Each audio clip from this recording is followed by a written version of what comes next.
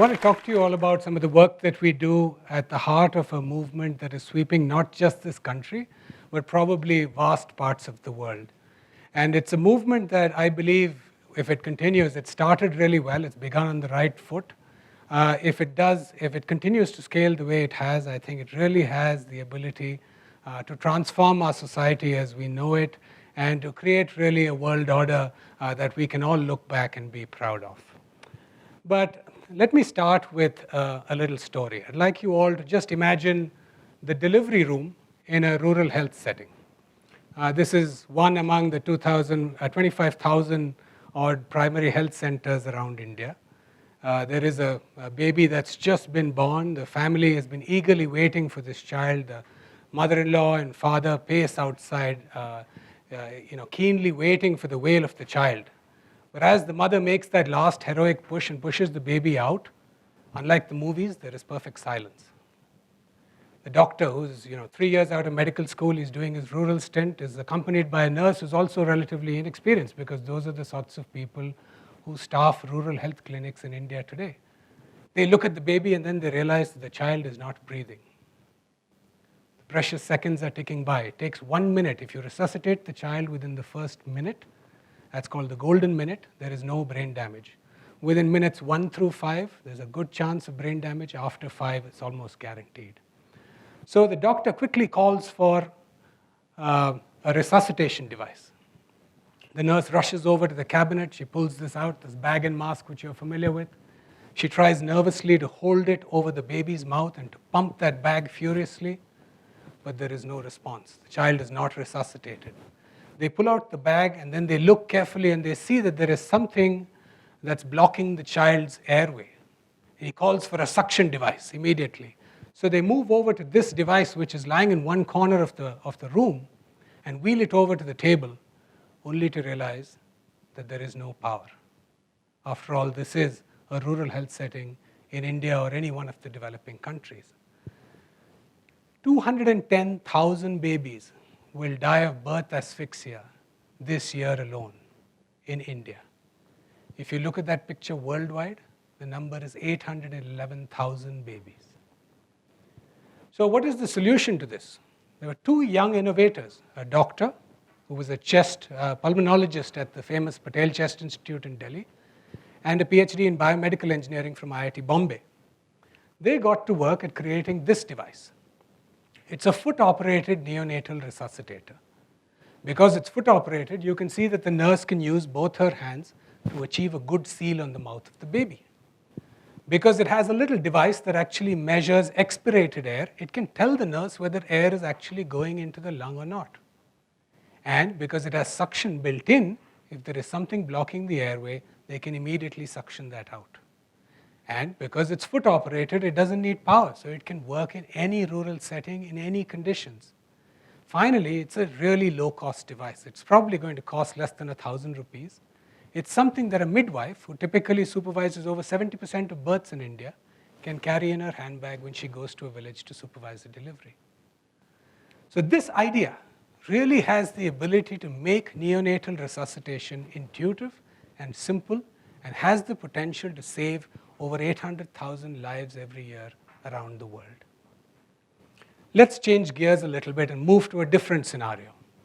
This young boy, his family owns 2 cows. Because of the government schemes through things like NABARD, they got a generous loan, they bought 2 cows.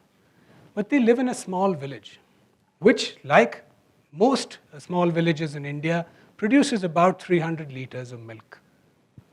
Now, for a small village like that produces only 300 liters, the dairy, which goes around collecting milk in trucks like this, cannot send the truck out there because it's just not economical. It only makes economic sense if the village produces about 2,000 liters a day. And so as a result, this poor farmer, they consume the milk themselves, so they sell it to their neighbors, and they're not really realizing the full economic value of this cow. That's because that milk needs to rush back to a big diesel-powered milk chiller like this 10,000-liter chiller needs to get the milk within 4 hours. Within 4 hours, bacterial activity starts, and only if they go to the largest villages can they chill the milk in time. So what is the solution to this problem? 2 young engineers from MIT invented this device, which has a thermal battery. So they realized in Indian villages there is power. It's just that it's highly unreliable, and it probably comes 9 or 10 hours a day and mostly at night. So whenever there is power, a thermal battery stores that power in the form of a phase change material in the thermal battery and releases it during the rest of the day, which allows the system to work efficiently as long as it gets just 5 hours of power in a 24-hour cycle. So what you can do is you can install these in small villages. You can chill the milk at milking, and the dairy which installs this device is delighted because within 4 seconds that milk now comes out at 4 degrees Celsius. The quality of milk the dairies who've used this tell me is on par with the best Danish dairies that they've seen. Unprecedented quality that they've never seen before in India. But the other beneficiary is the farmer themselves. The farmer's income now goes up from 2,500 rupees a month to 8,500 rupees a month just because that chiller has been installed in the village. They can chill their milk, and now it makes economic sense for the dairy to come and pick that up.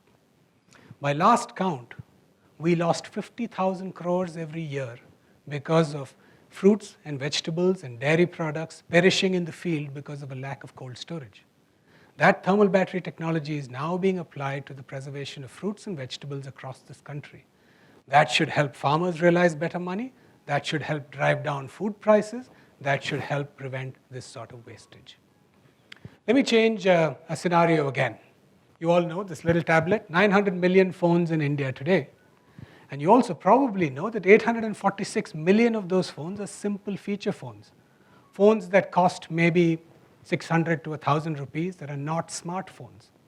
So the question is really, the mobile phone may have the power to really transform this country and bring people across the digital divide, but how do you reach Zorawar Singh here in his village outside Hisar? He's barely literate.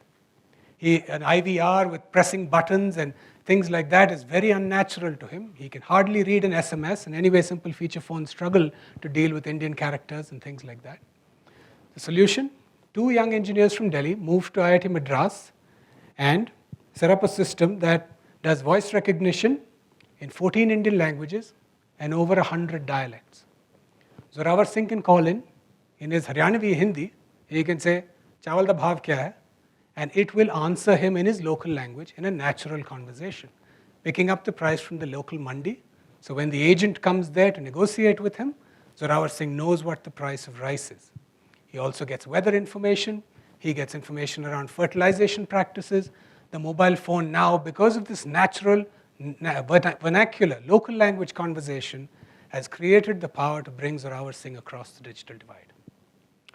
Another application of their technology, you probably know that the banking system is being extended to small villages using this thing called the banking correspondent network, which is a bank engages a banking correspondent firm, and they in turn engage the kirana store in the village and make that the bank branch. You can go there to transact, you can go there to deposit money, withdraw money, transfer money, and so on and so forth. But they need authentication, biometric authentication. And how do they do that? They do that by using fingerprint scanners and things like that, which are expensive, which are rather unreliable, especially in the rural setting. But here's a quick video to show you how mobile technology allows this to work. எவ்வளோ இருக்குண்ணா sir? 150 ரூபா. 150 ரூபா இருக்குண்ணா. கண்டிப்பாக sir. உங்கள் mobile number சொல்லுங்கள். 9914408005. வணக்கம் விஜய். இப்பொழுது எந்த சேவையை தேர்ந்தெடுக்க விரும்புகிறீர்கள்? Deposit, withdrawal, funds transfer. Withdrawal. தயவு செய்து கஸ்டமர் மொபைல் நம்பரை கூறவும். 9914014085. வித்ட்ரா செய்யப்பட வேண்டிய தொகை கூறவும். ரூபாய் 150. வணக்கம் ரகோத்தமன், தாங்கள் ரூபாய் 150 வித்ட்ரா செய்ய விரும்புகிறீர்கள். இது சரியா? சரி. உங்களது ரகசிய சொல் இந்த நாள் இனிய நாள் ஒலி கேட்ட பிறகு கூறவும். இந்த நாள் இனிய நாள். தங்களது டிரான்சாக்ஷன் வெற்றிகரமாக முடிந்துவிட்டது. Completely authorized, written already in the core banking system, and with a paper receipt, all happening using mobile telephones for connectivity. So that person was really pioneer in the field. Thank you. The last gentleman there was Vijay Mahajan, who is really an inspirational force for a lot of us. So let's move on. 500,000 transactions take place on the Uniforce system every month. 500,000 pieces of information to someone like a Raghotaman or someone like a Zorawar Singh, really bringing them across the digital divide using a simple 600 rupee mobile phone. So what's common to these companies? They're all for profit, but at the same time with impact. And that really is the movement that I want to talk to you all about today. And I hope I brought that to life using these particular examples. Because what for-profit companies can do is they can raise funding. That allows them to hire talent, and that allows them to scale. These are typically the challenges that nonprofits, NGOs face, is they cannot raise funding, or they find it difficult to raise substantial amounts of funding. They struggle to find good talent, and therefore the scale of their impact is relatively limited. More importantly, for-profit companies treat their customers as customers, and therefore they treat them with respect and dignity. They listen to them, they design their products suited to them, because if they do not, the underserved communities are much, much smarter than we think. They will reject a product that does not meet their needs appropriately. At last count, 2,500 crores were raised for investing in impactful social enterprises in India alone. That's a substantial amount of money, especially in light of the fact that we all struggle to find entrepreneurs.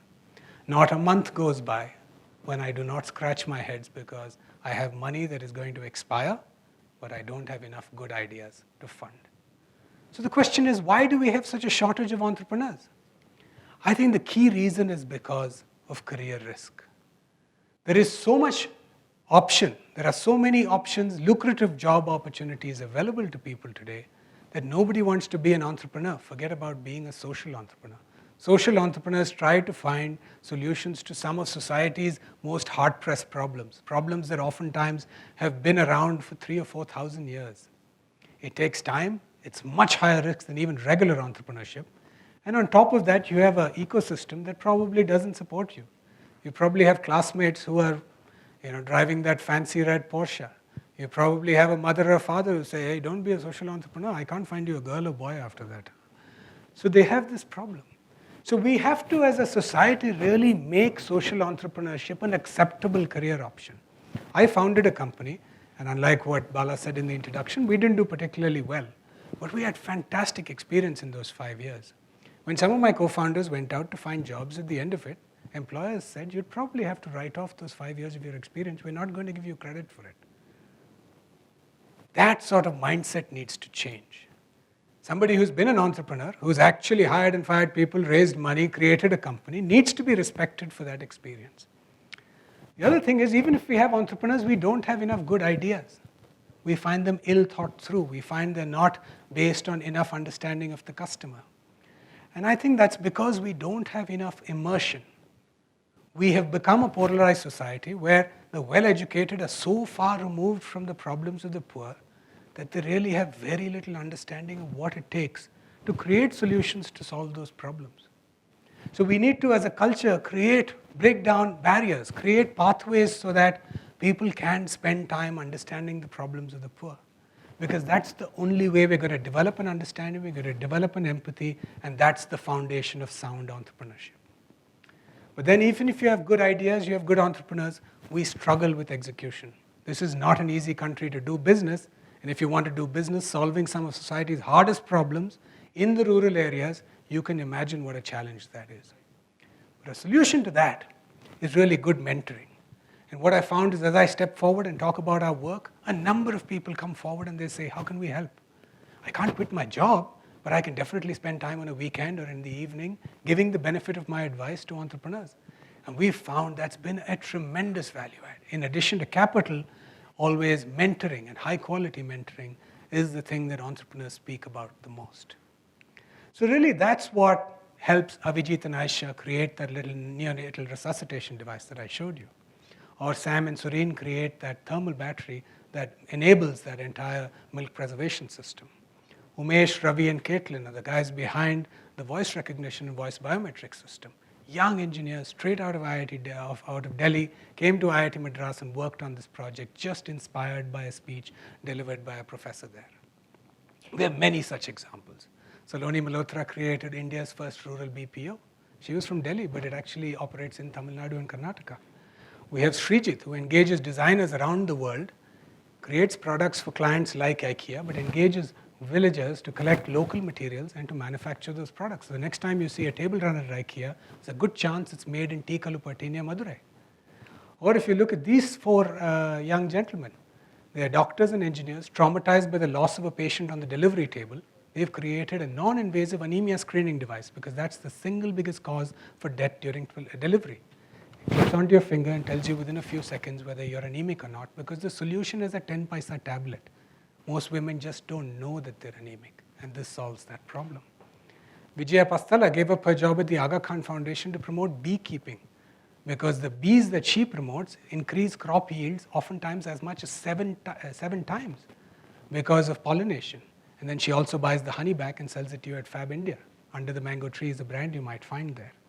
We have Rangan right here in Bangalore in JP Nagar, who's actually creating a social impact investing platform, peer-to-peer platform, that could become the next investment asset class. We have 3 young engineers from IIT Kharagpur doing a solar-powered field-level cold storage solution. And finally, on Sarjapur Road, there are 3 young entrepreneurs, Samir, Indas, and Kavita, who are taking the power of mobile technology to empower the field force in an MFI, reducing loan cycle times from 36 days to 2 days. So these are the sorts of examples that I have of the work that we do. This is the movement that is starting out in India. This is the money that we have to deploy. We just don't have enough entrepreneurs. We just don't have enough good ideas, and we just don't have enough mentors. And so the idea that I'd like to share, that I'd like to leave you with is, it is possible to create for-profit businesses that can find funding, that can find talent, that can scale, that can create sustainable solutions to some of our society's most difficult problems. But for that, we have to engage the best and brightest minds, and we have to make them the best and brightest social entrepreneurs. Thank you very much.